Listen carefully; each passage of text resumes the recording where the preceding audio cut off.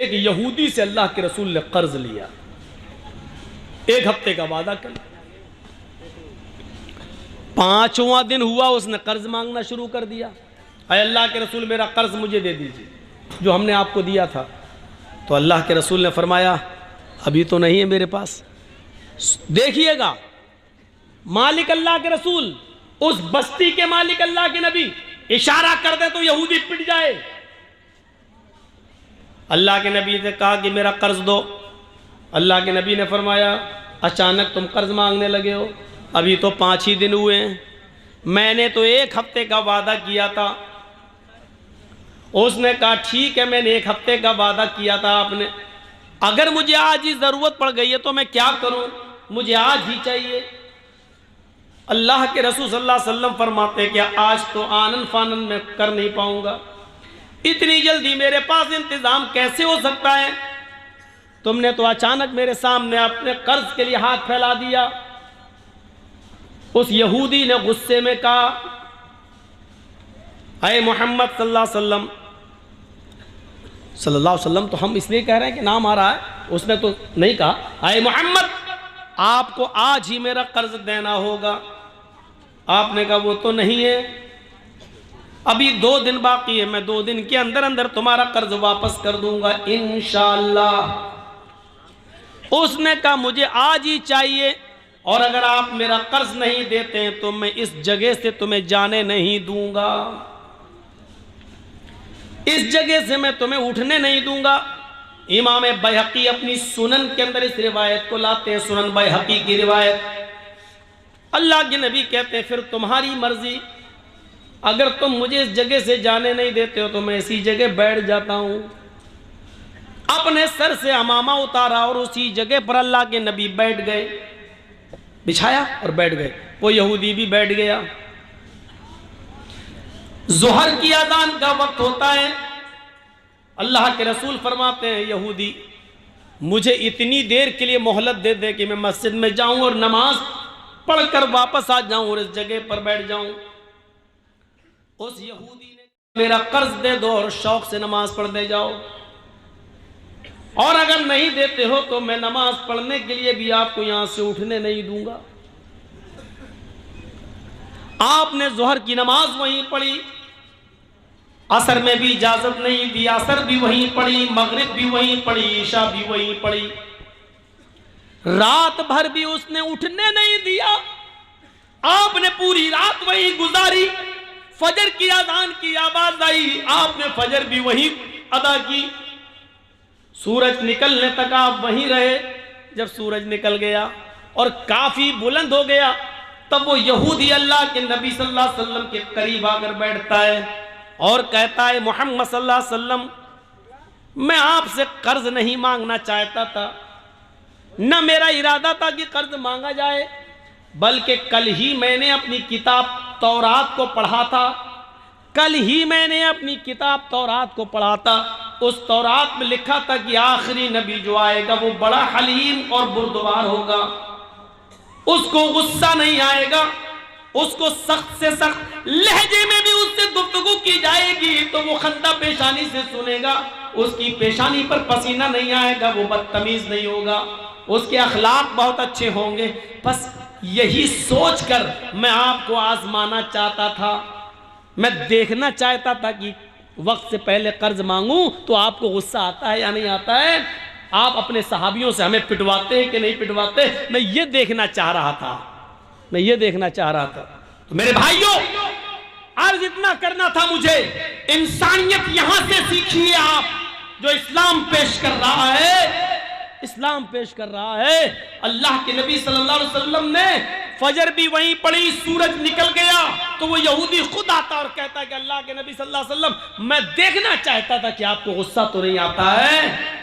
तो अल्लाह के नबी सल्लल्लाहु अलैहि वसल्लम ने पूछा कैफा वजदता नाती फी किताबिक, अपनी किताब के मुताबिक तुमने मेरी सिफत कैसी पाई, यानी तुमने अपनी किताब तौरात में जो पढ़ा था उसके मुताबिक मुझे कैसा पाया।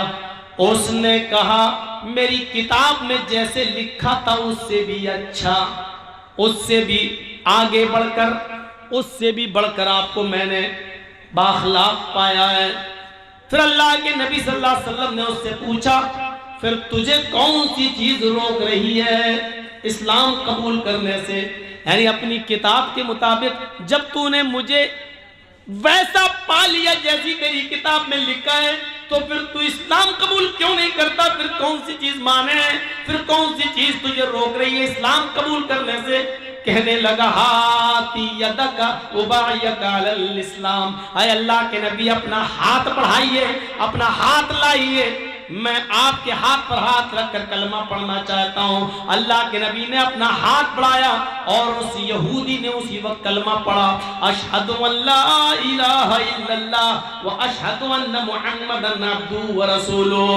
इस जमीन के मालिक हम, इस शहर की पूरी बागडोर मेरे हाथ में, मेरा एक एक सहाबी मेरे एक इशारे पर कत्ल करने के लिए तैयार, लेकिन एक मामूली यहूदी कह रहा बैठ जाओ, जब तक मेरा कर्ज नहीं दोगे मैं उठने नहीं दूंगा। अल्लाह के रसूल बैठ जाते हैं। उस यहूदी का हक है, वो कर्जा ले सकता है, सख्ती से मांग सकता है, क्योंकि उसने मुझे कर्जा दिया है। ये अलग बात है कि वक्त से पहले मांग रहा है, लेकिन उसने अपने कर्ज का मुतालबा किया है। अल्लाह के रसूल ने इंसानियत दिखाई, सब कुछ ताकत पावर सब कुछ होने के बावजूद भी आपने किसी साहबी से ये नहीं कहा, नहीं हजरत उमर बिगड़ने भी लगे, तेरी इतनी हिम्मत हमारे नबी को? अल्लाह के रसूल ने कहा, नहीं अरे उमर नहीं, वो मुझे कह रहा जो कह रहा, तुमको नहीं, आप अपना काम करिए। आपने हजरत उमर फारूक को रोक दिया और खुद आप उसके साथ वैसा ही करते गए जैसा वो चाहता गया।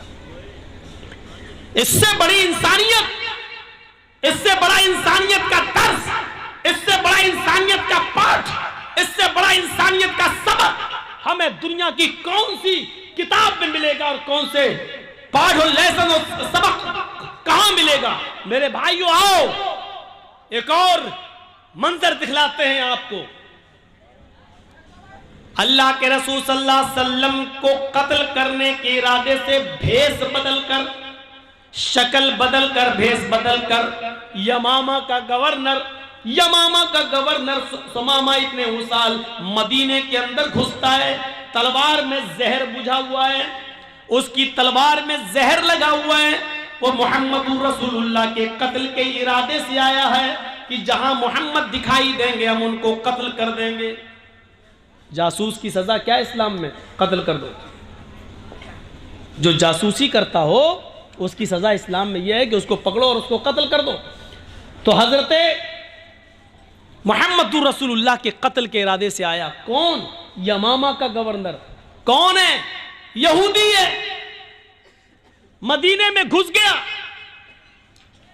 लेकिन मोहम्मद रसूलुल्लाह सल्लल्लाहु अलैहि वसल्लम की खुफिया और जासूसी पुलिस ने, खुफिया फोर्स ने पता लगा लिया और इस भेष बदल कराने वाले सुमामा इब्ने उसाल को अरेस्ट कर लिया, गिरफ्तार कर लिया। उसको सख्ती से पूछा तो उसने अपना जुर्म कबूल कर लिया कि हां मैं यमामा का गवर्नर सुमामा हूं और यहां मोहम्मद रसूलुल्लाह के कत्ल के इरादे से आया हूं। आज आप देख लीजिए किस तरीके से अपनी जाती दुश्मनियां निभाई जा रही हैं जेलों के कैदियों के साथ। किस तरीके से बिल्डिंगें और बड़े बड़े महल गिराए जा रहे हैं, जाती इंतकाम। लेकिन मोहम्मद रसूलुल्लाह सल्लल्लाहु अलैहि वसल्लम ने भी एक यहूदी को कैद करवाया, पकड़ा गया। अल्लाह के रसूल को खबर दी जाती है कि सुमामा पकड़ा गया है, आपको कत्ल करने के इरादे से आया है। क्या मैं इसको कत्ल कर दूं? क्योंकि जो आपके कत्ल के इरादे से आया हो इतना खतरनाक मुजरिम हो, उसकी सजा तो यही है कि उसको कत्ल कर दिया जाए। अल्लाह के नबी सल्लल्लाहु अलैहि वसल्लम ने फरमाया नहीं नहीं, उसको कत्ल न किया जाए। मैं आने वाला हूं मस्जिद के अंदर अभी, तब तक उसको मस्जिद नबवी के एक सुतून से, खंबे से उसको बांध दिया जाए। लकड़ी के सुतून थे, लकड़ी के, जैसे ये आपके यहाँ बल्लियाँ लगी हुई हैं ना, ऐसे ही मस्जिद नबवी के अंदर बल्लियाँ लगी हुई थी, लकड़ियों के सुतून, और उसके ऊपर खजूर के पत्तों की छत थी। लेंटर नहीं था, खजूर के पत्तों की छत।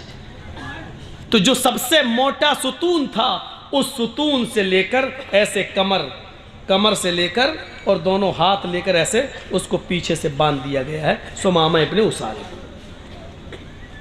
थोड़ी देर के बाद जब अल्लाह के नबी, वही जेल थी, आजकल की तरह जेलें नहीं थी, मस्जिद नबी में किसको, एक यहूदी कैदी को, वो भी यमामा का गवर्नर, उसको पकड़कर बांध दिया गया। यही जेल खाना था, कैद कर दिया गया और बांध दिया गया। जब नमाज का वक्त हुआ तो अल्लाह के नबी सल्लल्लाहु अलैहि वसल्लम मस्जिद में आए, आपने सुमामा को देखा, सुमामा ने ऐसे मोहम्मद को देखा तो अपना सर झुका लिया। अल्लाह के नबी पूछते हैं, माशाअनुका या सुमामा, सुमामा क्या हाल है? बुखारी शरीफ की हदीस के अल्फाज, सुमामा क्या हाल है? सुमामा कहता है कि गिरफ्तार करा के हाल पूछते हो, अरेस्ट करवा के हाल पूछते हो। एक कैदी का क्या हाल हो सकता है जब कैद में रहेगा? अल्लाह के नबी ने पूछा, सुमामा क्या तुम मुझे कत्ल करने की नीयत से आए थे? उसने कहा, हां। जानते हो इसकी सजा क्या है? बहुत अच्छी तरीके से जानता हूं। इसकी सजा यही है कि जो आपको कत्ल करने के इरादे से आया है और पकड़ा गया है तो उसको भी कत्ल कर दिया जाए। आपने कहा, सुमामा अब तुम बताओ कि मैं तुम्हारे साथ क्या सुलूक करूं? जुर्म तो तुम्हारा बड़ा है, एक तो भेष बदला, शक्ल बदली, तलवार में जहर लगाया, मेरे कत्ल के इरादे से मदीने में मेरी परमिशन की बगैर एंट्री की और हिम्मत देखो मुझे कत्ल करने के लिए आए। सजा तो यही है कि तुम पकड़े गए, तुम्हें कत्ल कर दिया जाए। लेकिन फिर भी मैं तुमसे पूछता हूं कि बताओ तुम्हारे साथ क्या सुलूक किया जाए? आए सुमामा बताओ तुम्हारे साथ क्या करूं? सुमामा का जवाब सुनो। सुमामा कहता, इन तक़तुल ज़ादमिन व इन तुनइम अला शाकिर। आए मोहम्मद सल्लल्लाहु अलैहि वसल्लम, आपको इख्तियार है, आप चाहें तो मुझे कत्ल कर सकते हैं। अगर आप कत्ल करेंगे तो आप मुजरिम नहीं होंगे।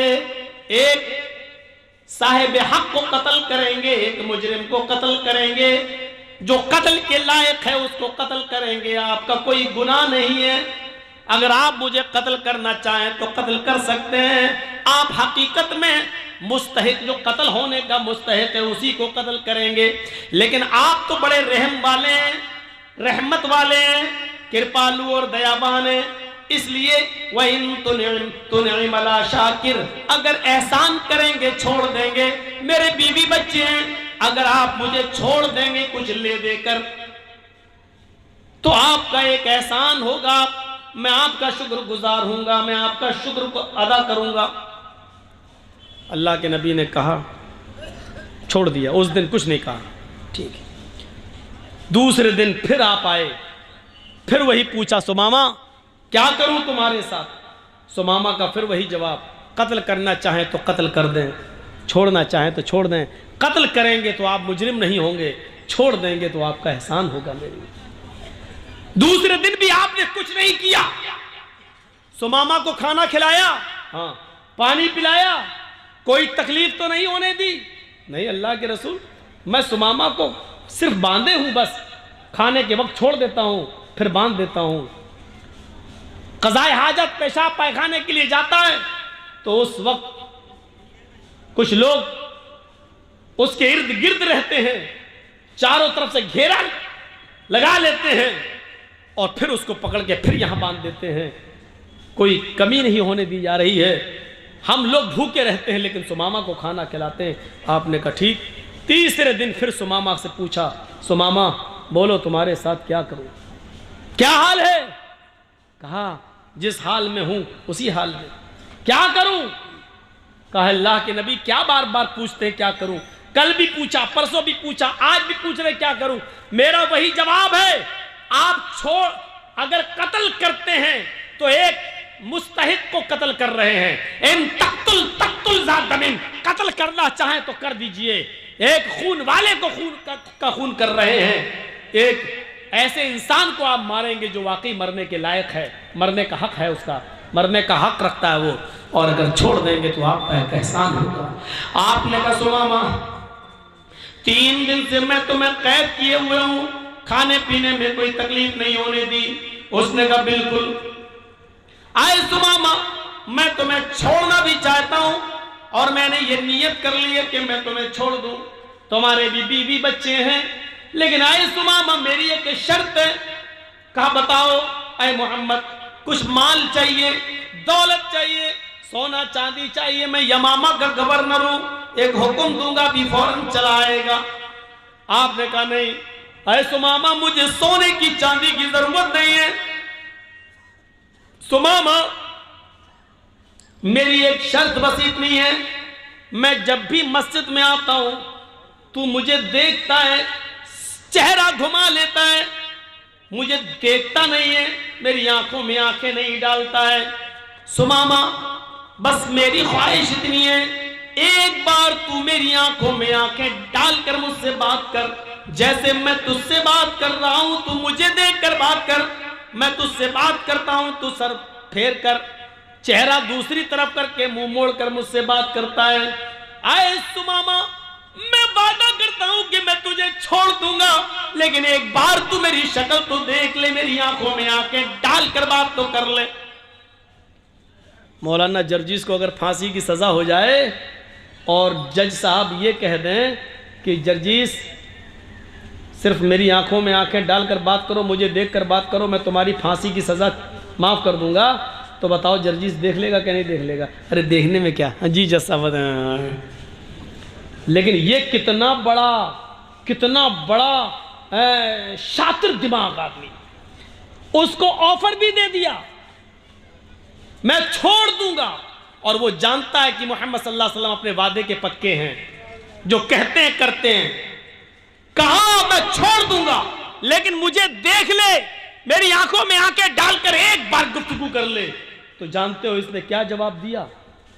जान छोड़ने का ऑफर मिल गया, लेकिन इसका जवाब देखो क्या था। कहता है मोहम्मद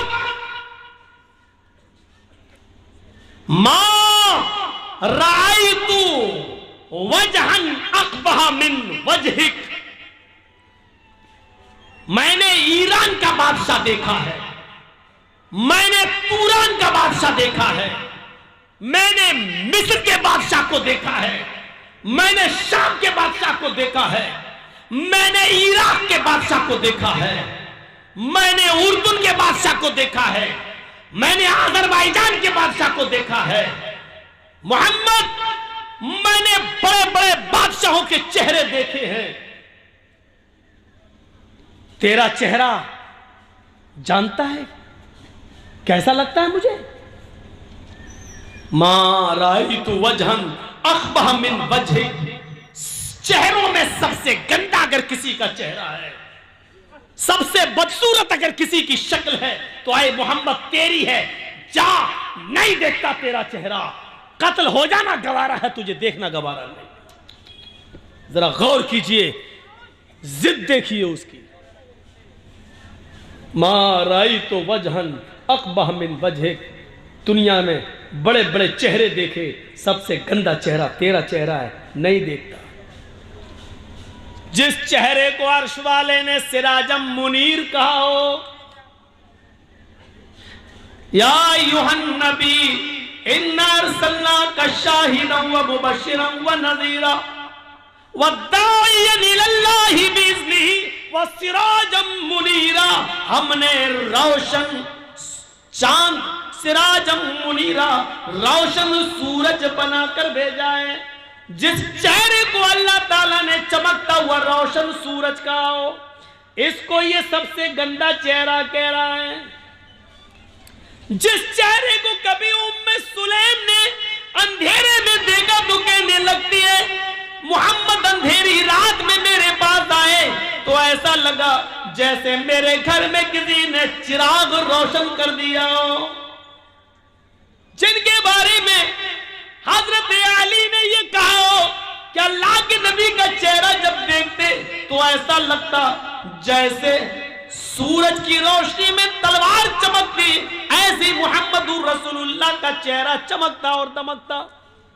और जिस चेहरे को देखकर कभी हस्सान इब्न साबित ने कहा था वह अहसन मिन कलम तरकत्तु ऐनी वह अजमल मिन कलम तलिदिन निसाओ, मेरी आंखों ने आपसे ज्यादा हसीन कोई चेहरा ही नहीं देखा और दुनिया की किसी औरत ने आपसे ज्यादा खूबसूरत बच्चा पैदा ही नहीं किया, आपसे ज्यादा हसीन बच्चा पैदा ही नहीं किया।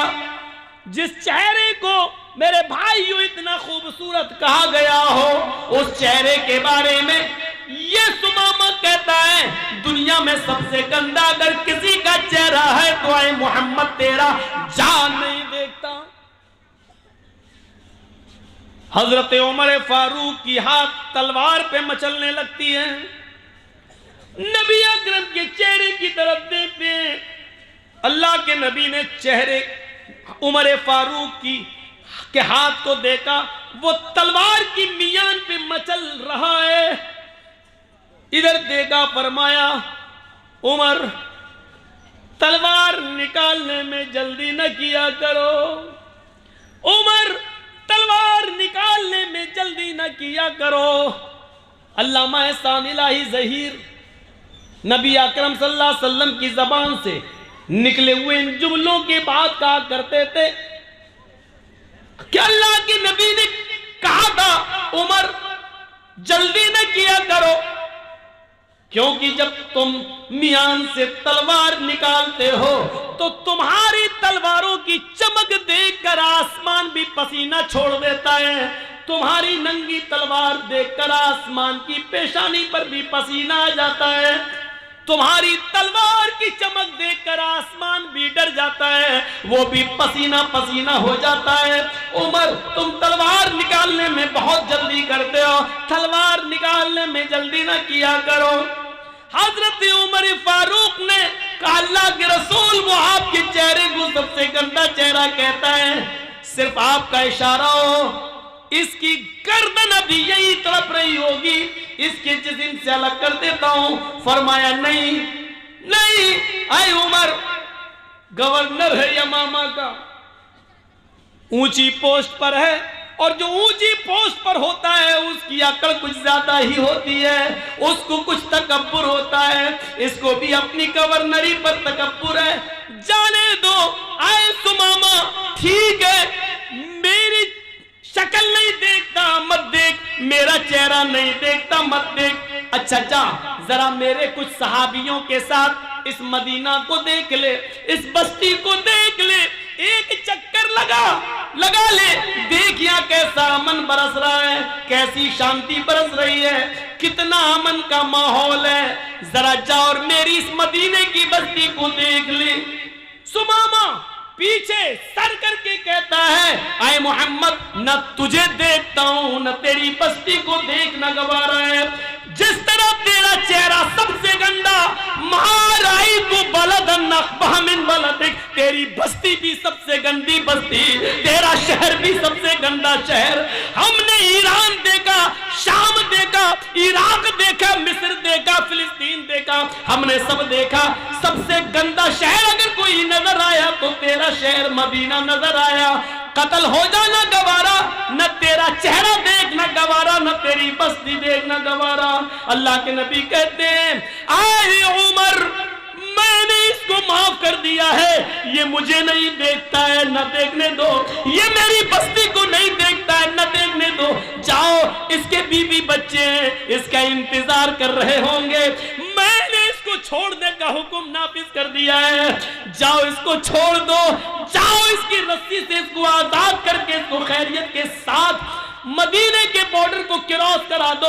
देखो मदीने की बस्ती से क्रॉस कराना तुम्हारी जिम्मेदारी है, इस मदीने में इसका कोई कत्ल न कर दे, मैंने इसको छोड़ दिया है और मदीने के बॉर्डर तक इसको हिफाजत के साथ पहुंचाना तुम्हारी जिम्मेदारी। लीजिए जो तलवार लेके कत्ल करना चाह रहा था हजरत उमर, उन्हीं को जिम्मेदारी दे दी कि इनको बॉर्डर क्रॉस करा दो। जो कत्ल करना चाहते थे वो हिफाजत कर रहे हैं, सिक्योरिटी गार्ड बन के जा रहे हैं, बॉडी गार्ड बन के जा रहे हैं। ये देखिए आप, ये देखिए, यहां तो पता ही नहीं चलता है कि कब निकाल के जा रहे हैं और कब गाड़ी पलट जाए,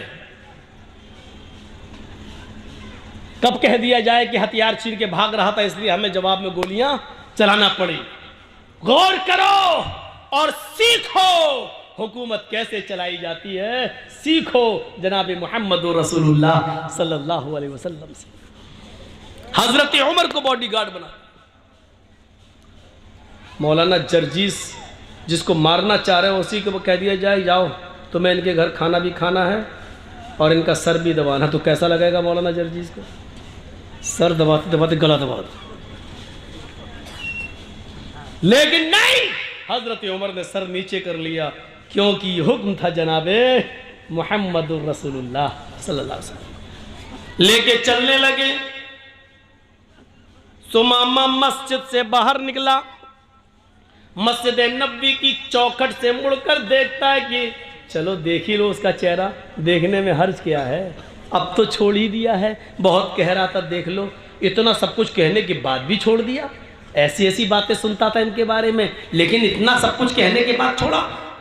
चाहे गया मस्जिद के दरवाजे से निकला, अल्लाह के रसूल उसको मस्जिद के दरवाजे तक छोड़ दे आए। दुश्मन को छोड़ दिया, जो कत्ल करने आया था मोहम्मद रसूलुल्लाह का, उसको छोड़ने के लिए। और सीखो, उसको नहीं मालूम कि पीछे पीछे अल्लाह के रसूल आ रहे हैं। दरवाजे पे गया, पीछे मुड़ के देखता है कि देख लूं। जैसे उसने पीछे मुड़ के देखा सामने मोहम्मद रसूलुल्लाह खड़े हैं। कहा सुमामा ये तुम्हें छोड़ के आएंगे। अब उसने करीब से नबी की शक्ल देखी, फिर आगे बढ़ता है। उमर कहते हैं आहिस्ता आहिस्ता चलो, लेकिन वो तेज तेज चल रहा है। सुमामा जितनी तेजी के साथ कदम आगे बढ़ाता है, उसका दिल दुगनी रफ्तार से पीछे की तरफ भाग रहा है। सुमामा के पैर आगे की तरफ, लेकिन सुमामा का दिल जनाबी मोहम्मद रसूलुल्लाह की तरफ। 2 मील दूर चला गया, जो गांव मिला उस गांव में कुआं नजर आया। उस कुएं के पास आकर बैठ गया, डोल से पानी निकाला। सहाबा को मस्जिद नबी के पास कुएं के पानी से नहाते हुए देखा, उसी तरीके से नहाया, गुस्ल किया और गुस्ल करने के बाद फिर लौट कर वापस आने लगा। हजरत उमर कहते हैं कहां जा रहे हो? हमें मदीने के बॉर्डर तक छोड़ने का हुक्म दिया गया है। सुमामा सुनता ही नहीं है। सुमामा सीधे सीधे भागता है, आगे आता है और मस्जिद नबी की चौखट को पकड़ लेता है। कहता है मोहम्मद इब्ने अब्दुल्लाह, अल्लाह के नबी अभी भी मस्जिद नबवी में बैठे हुए थे, अपने सहाबाए किराम के साथ कच्ची जमीन पर बैठे हुए थे। हाँ, मिट्टी के ऊपर बैठे हुए थे। उसने अपने सहाबा के बीच में मोहम्मद रसूलुल्लाह को बैठे हुए देखा। उसने समझ लिया चारों तरफ सितारों के बीच में जो सबसे ज्यादा चमक रहा है 14वीं रात की तरह, वही मोहम्मद रसूलुल्लाह है। उसने जोरदार अल्फाज में कहा मोहम्मद इब्ने अब्दुल्लाह। अल्लाह के नबी पीछे मुड़ के देखते कहते हैं, उठ गए। सुमामा क्या हुआ? मदीने में क्या किसी ने परेशान किया? मैंने तुम्हें छोड़ दिया था। क्या मेरे किसी सहाबी ने तुम्हें गाली दी? मेरे किसी साथी ने तुम्हें मारा? उमर को भेजा था तुम्हारे साथ बॉर्डर तक छोड़ने के लिए, फिर क्या बात है कि तुम यहां आ गए हो? क्या उमर ने तुम्हारी गर्दन पे तलवार रखी? जवाब देता सुमामा रोते हुए, नहीं अल्लाह के नबी ऐसा कुछ नहीं है, मैं अब कैद हो गया। जब रस्सी से बंधा था तो आजाद था, जो मन में आता था बोलता था, आपके खिलाफ भी जहर उगलता था, लेकिन जब आपने मुझे आजाद कर दिया तो हकीकत में वो आजादी नहीं थी, आपने मुझे अपने दिल का गर्विदा बना लिया है, अपने अखलाक के रस्सी में बांध दिया है। मुझे माफ करके मेरे बीवियों बच्चों पे एहसान करके आपने मुझे खरीद लिया है। ऐ मोहम्मद इब्ने अब्दुल्लाह, यमामा का गवर्नर था, आज गवर्नरी का ताज उतारता हूं और मोहम्मद के पैरों के जूते साफ करने के लिए, मोहम्मद की गुलामी करने के लिए तैयार हूं। मुझे भी अपना गुलाम बना लो, मुझे भी अपने मजहब में ले आओ, मुझे भी इस्लाम से जोड़ दो। अशहदु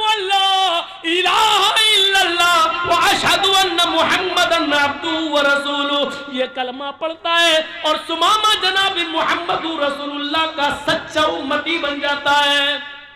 एक यहूदी है, कैदी है और इतना बड़ा मुजरिम है कि उसके जुर्म के हिसाब से उसकी सजा कत्ल है, लेकिन उसको माफ कर रहे हैं मोहम्मद रसूलुल्लाह। अगर ये अखलाक सब पढ़ लें तो कोई भी नित्यानंद पैदा ना हो और कोई भी वसीम रिजवी की तरह कुरान की आयतें निकालने की बात न करे। शर्त यह है कि घृणा और नफरत की चादर उतार कर मोहम्मद रसूलुल्लाह सल्लल्लाहु अलैहि वसल्लम की ज़िंदगी का मुताला किया।